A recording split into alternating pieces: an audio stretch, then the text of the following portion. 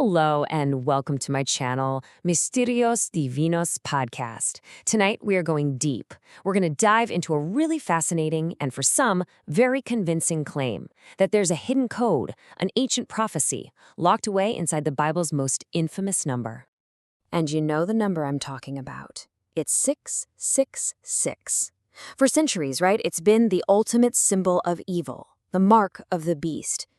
But what if it's more than just a symbol? Some people are convinced that it's actually an encrypted message, a message that points to a very specific, very modern entity. So let's take a look at what they're seeing. You know, to really get why this theory has such a powerful grip on people, you have to understand the world it comes from. I mean, think about it. In the Middle East, the very cradle of Christianity, communities that have been there for millennia feel like they're on the verge of extinction.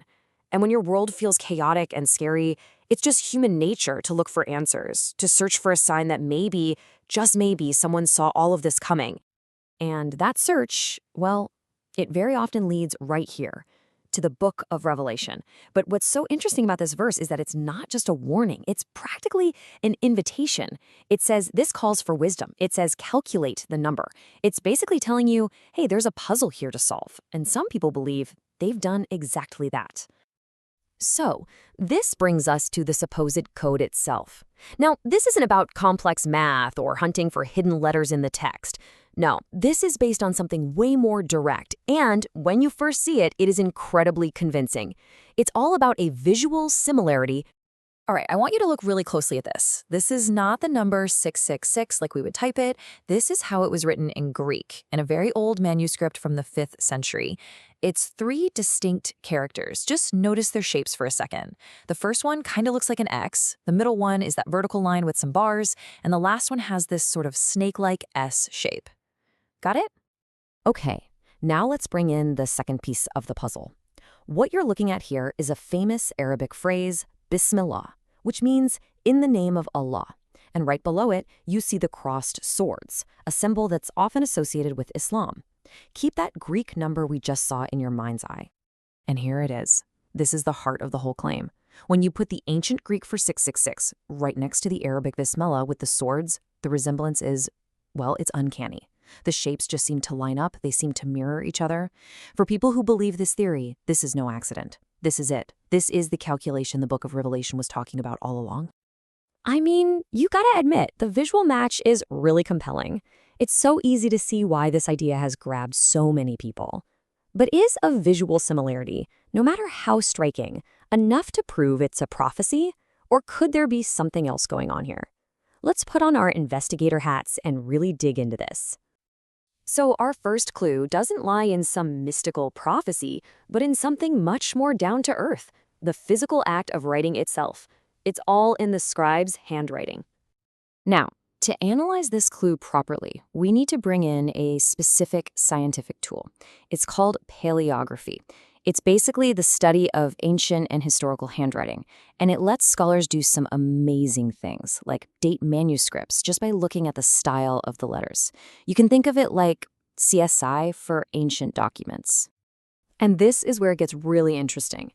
This slide shows 2 very different styles of ancient Greek. On the left, you've got Uncial. This is the style from the 1st century, when Revelation was actually written. See how it's all blocky, kind of like all caps? Now look at the right. That's minuscule, a more cursive, flowing style that came about much, much later. And here's the key. That visual code we just saw, it only appears in the later minuscule script. So here's the crucial point, the first big problem for this theory. The Apostle John, the man who wrote Revelation, would have been using that blocky, unsealed script. The flowing, curvy shapes that look so much like the Arabic phrase, they simply did not exist in the handwriting of his time. He couldn't possibly have intended a visual code based on a writing style that hadn't even been invented yet. Okay, that first clue about the handwriting is a really big problem for the theory. But the second clue, it's even more definitive. It's not a problem of handwriting. It's a problem of time itself. This timeline really just lays it all out, clear as day. The Book of Revelation was written way back at the end of the 1st century, but the classical Arabic script, the one used in that Bismillah phrase, it doesn't even show up in the historical record until the 7th century AD. We're talking about a 600-year gap. It's just chronologically impossible for John to have been referencing a script that wouldn't exist for 6 more centuries. So if it's not a prophetic code, then what is it? I mean, why does the resemblance feel so real? The answer, it turns out, isn't in ancient manuscripts, but actually inside our own heads. This phenomenon actually has a name. It's called pareidolia. It's our brain's natural, built-in tendency to find meaningful patterns in random noise. It's an evolutionary trick that's great for spotting a predator hiding in the bushes, but sometimes it goes a little haywire. Our brain just sees a few familiar-looking lines in the Greek script and a few in the Arabic, and it immediately shouts, "Hey, that's a match." And you've totally experienced this before. It's the exact same thing that happens when you see a face in a cloud, or a shape on a piece of burnt toast, or even the man in the moon. Our brains are pattern-matching machines. They see a couple of familiar points and just fill in the rest, creating an image that isn't really there. What we're seeing with 666 and the Arabic phrase is just a really, really fascinating case of scriptural pareidolia. Okay, so let's just do a quick recap of what we found. The whole theory hinges on a visual similarity that's only found in a later minuscule handwriting style, a style the original author, John, would have never used. And on top of that, the Arabic script in question didn't even exist until 600 years after Revelation was written. So the verdict is pretty clear. It's a powerful coincidence, made even more powerful by our brain's incredible pattern-matching software. And that really leaves us with a fascinating final thought, doesn't it? This theory felt so right to so many people. It looked so undeniably real. It just goes to show how easily our minds can be tricked by a really compelling pattern, even when all the historical evidence points the other way. It really makes you wonder what other things we believe are true might just be a trick of the eye.